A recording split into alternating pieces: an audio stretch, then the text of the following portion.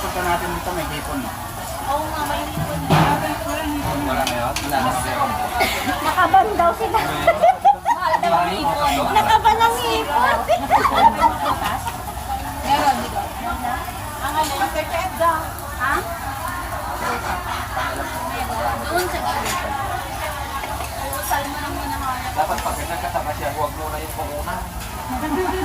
Bangit ka tituya tayo. Ang kinagkagpan na din oh. Wala, nakawala ka bumita. Tapos happy birthday sa kanala. Oo nga, sa sushi tayo sa mami yun. Ganyan. Wala bang puro ice cream? Ice cream ka natin sa'yo ang dami. Maglalag ano ka dun? Happy birthday!